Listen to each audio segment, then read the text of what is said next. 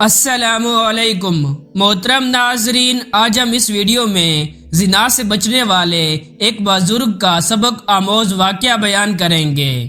ناظرین، حضرت ابن عباس حضرت کعب بن احبار سے نقل کرتے ہیں کہ انہوں نے بتایا ہے کہ بنی اسرائیل میں ایک صدیق اول درجے کا ولی تھا جو عبادت میں منفرد مقام رکھتا تھا۔ یہ ایک عرصہ تک اپنی خانگاہ میں عبادت کرتا رہا۔ اس کے پاس روزانہ صبح و شام بادشاہ وقت حاضری دیتا تھا اور اس سے پوچھا کرتا تھا کہ آپ کی کوئی ضرورت ہے؟ تو وہ جواب دیتا، اللہ میری ضرورت کو خوب جانتا ہے۔ اللہ تعالیٰ نے اس عابد کی خانگاہ پر انگور کی ایک بیل اگا دی تھی جو ہر روز ایک انگور اٹھاتی تھی۔ جب اس عابد کو پیاس لگتی تو وہ اپنا ہاتھ آگے بڑھاتا تو پانی ابل پڑتا تھا اور یہ اس پانی کو پی کر پیاس بجھا لیتا تھا۔ اس طرح ایک طویل عرصہ گزر گیا۔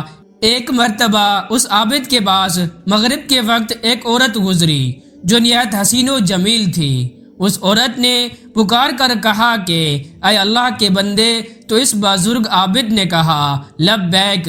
یہ سن کر وہ عورت کہنے لگی، کیا تمہیں تمہارا رب دیکھ رہا ہے؟ اس نے فرمایا کہ وہ اللہ ایک ہے، قہار ہے، حی و قیوم ہے، دلوں کے اسرار سے واقف ہے اور قبروں میں جو ہیں ان کا اٹھانے والا ہے۔ عورت یہ سن کر کہنے لگی، مجھ سے میرا شوہر دور ہے، اس لیے مجھے ایک رات کے لیے اپنے پاس ٹھکانہ دے دو۔ بزرگ نے یہ سن کر اس عورت سے کہا کہ اوپر آ جاؤ۔ پس وہ عورت اوپر چڑھ گئی اور اس بزرگ کی خانگاہ میں پہنچ گئی۔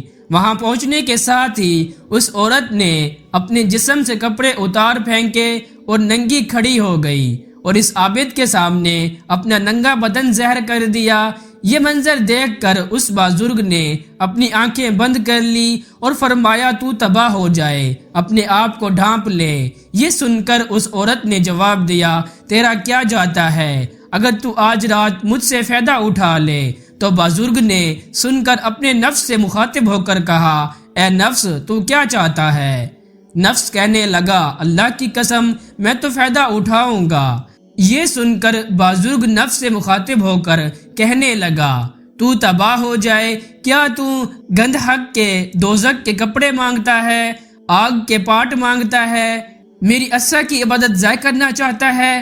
پھر کہنے لگا، ہر زانی کی بخشش نہیں اور اس کا عذاب مٹنے کو نہیں۔ میں ڈرتا ہوں کہ اللہ تعالیٰ تجھ پر ایسا ناراض ہو کہ پھر کبھی راضی نہ ہو۔ لیکن اس بزرگ کے نفس نے اس کو اس عورت کے متعلق خوب بہکایا۔ تو بزرگ نے نفس سے مخاطب ہو کر پھر کہا، میں تیرے سامنے دنیا کی چھوٹی آگ پیش کرتا ہوں، اگر تو اس کو برداشت کر گیا تو اس رات اس لڑکی سے نفع حاصل کر لوں گا۔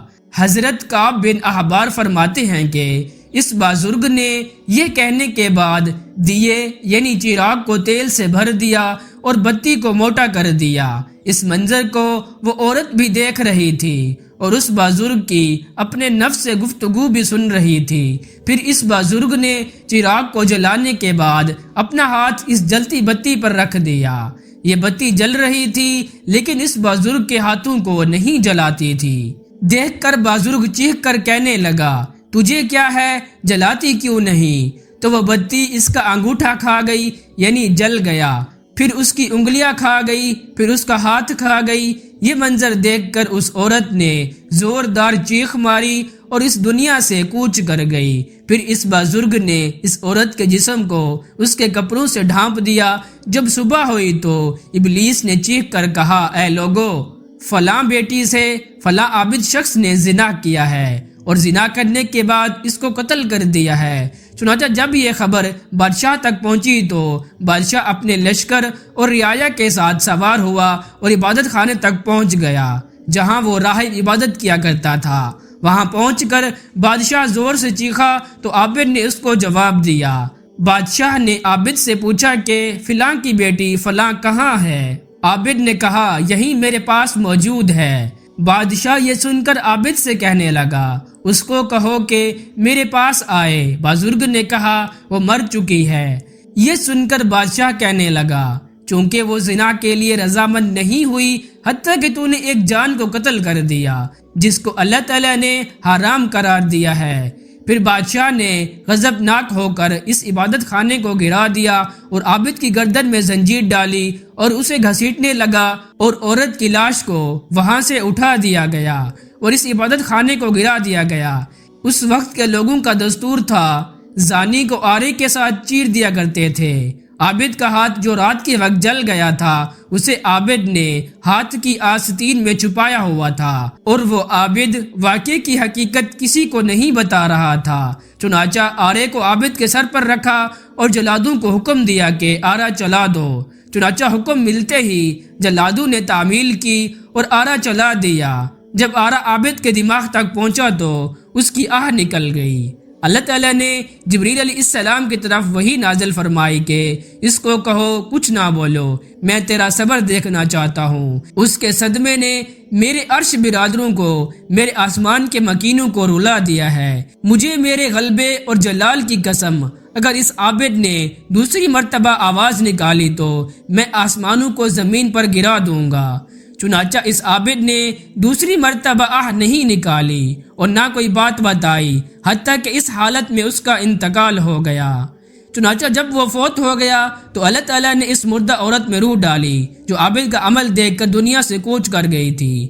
تو عورت نے لوگوں سے مخاطب ہو کر کہا، اللہ کی قسم یہ مظلوم ہو کر فوت ہوا ہے، اس نے زنا نہیں کیا تھا اور میں ابھی تک کنواری ہوں۔ اس کے بعد اس عورت نے گزشتہ رات کا سارا واقعہ لوگوں کے سامنے نقل کیا۔ تو یہ سن کر جب لوگوں نے اس کا ہاتھ نکالا تو جیسا لڑکی نے بتایا تھا ویسا ہی جلا ہوا تھا۔ یہ دیکھ کر لوگ کہنے لگے کہ اگر ہمیں علم ہوتا کہ اصلی حقیقت کیا ہے تو ہم کبھی بھی اس کے جسم کو نہ چیرتے۔ عابد دو ٹکڑے ہو کر زمین پر گر پڑا اور لڑکی بھی جیسے پہلے مردہ تھی ویسے ہی ہو گئی۔ پھر ان دونوں کو دفنانے کے لیے قبریں کھودی گئیں تو اس میں کستوری، عنبر اور کافور کی خوشبوئیں مہک رہی تھیں، اور پھر ان کا جنازہ پڑھنے کے لیے ان کی میتوں کو لایا گیا تو ان کو آسمان سے کسی نے منادی دی۔ ترجمہ: صبر کرو یہاں تک کہ فرشتے ان کا جنازہ پڑھ لیں۔ اس کے بعد لوگوں نے ان کا جنازہ پڑھا اور دفن کر دیا۔ پھر اللہ تعالیٰ نے ان کی قبر پر چنبیلی کو اگایا اور لوگوں نے ان کی قبر پر تختہ دیکھا جس پر لکھا ہوا تھا کہ شروع اللہ تعالیٰ کے نام سے جو بہت بڑا مہربان اور رحم کرنے والا ہے۔ اللہ عز و جل کی طرف سے، اپنے بندہ اور اپنے ولی کی طرف سے میں نے اپنے عرش کے نیچے ایک منبر لگایا ہے اور اپنے فرشتوں کو گواہ بنایا ہے کہ میں نے جنت الفردوس کی 50,000 عورتوں سے اس ولی کا نکاح کیا، اور میں اپنے فرما برداروں اور مقربین کو ایسے ہی انعام و اکرام سے نوازتا ہوں۔